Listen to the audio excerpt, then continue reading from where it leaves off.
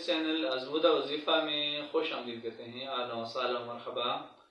اللہ تعالیٰ سے امید کرتے ہیں آپ خیریت سے ہوں گے. دعا بھی کرتے ہیں جہاں رہیں خوش رہیں, سلامت رہیں, مسکراتے رہیں, بخیر رہیں. ایک سوال پوچھا گیا ہے کہ آج کل ایسے انجیکشن ملتے ہیں جن کو لگانے سے خواتین کو حیض آنا بند ہو جاتا ہے.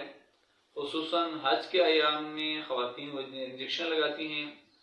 اگر عورت کو حیض آنے کی میعاد جو ہے وہ مقرر ہے, خصوصاً مقرر ہے, جس طرح ہر ماہ میں 10 دن ہوتے ہیں, 3 دن ہوتے ہیں وغیرہ وغیرہ, اور انجیکشن کے ذریعے سے اس کو خون آنا جو وہ بند ہو جاتا ہے, تو یہ عورت کہ جو میعاد حیض ہے جبکہ انجیکشن کی وجہ سے خون بند ہے, تو کیا کہتے ہیں کہ وہ روزہ رکھ سکتی ہے, نماز وہ پڑھ سکتی ہے, قرآن پاک کی تلاوت کر سکتی ہے یا نہیں کر سکتی. تو یہ بات یاد رکھیں کہ اس سوال کا جواب بھی بڑا آسان ہے اور بہت ہی مختصر ہے. تو یہ آپ یاد رکھیں کہ حیض کا تعلق اس خون سے ہے, اس خون کے دیکھنے سے ہے کہ جو کسی بلا کسی وجہ کے عورت کے رحم سے آئے.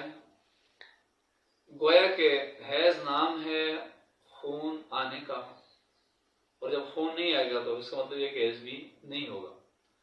تو جو مسئلہ جو پوچھا گیا ہے کہ خون بذریعہ انجیکشن بند ہے, اس لیے صرف ایام کو حیض نہیں کہا جائے گا اور اس پر حیض کے احکام جاری ہوں گے, تو بلکہ اس قسم کی خاتون کو نماز, روزہ, طواف کرنا, تلاوت کرنا اور سب کچھ کرنا اس کے اوپر جائز ہے اور لازمی ہے.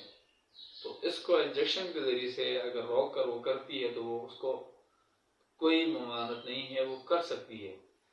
اور ویورز یہ آپ یاد رکھیں کہ جب بھی انجیکشن ہو یا کوئی میڈیسن ہو اور اس کو انجیکشن لگا کر میڈیسن کھا کر اگر اپنے ایام کو روکنا چاہتی ہے تو وہ اس کے اندر ممانعت نہیں ہے, وہ روزے بھی پورے کر سکتی ہے اور باقی نماز بھی پڑھ سکتی ہے اور حج بھی کر سکتی ہے, طواف بھی کر سکتی ہے, اگرچہ اس کی صحت کے اوپر اثر نہیں پڑتا, کیونکہ قدرت کا معاملہ ہے کہ اسی طرح عورت اپنے خون کو روک کر سارے معاملات طے کر سکتی ہے اور اس میں شریعت کی طرف سے اس کے اوپر کوئی ممانعت نہیں ہے, بشرطے کہ اس کی صحت کے اوپر اثر نہ پڑے. اگر صحت کے اوپر اثر پڑتا ہے تو پھر ایسا اس کو نہیں کرنا چاہیے, اپنی صحت کا خیال رکھنا چاہیے.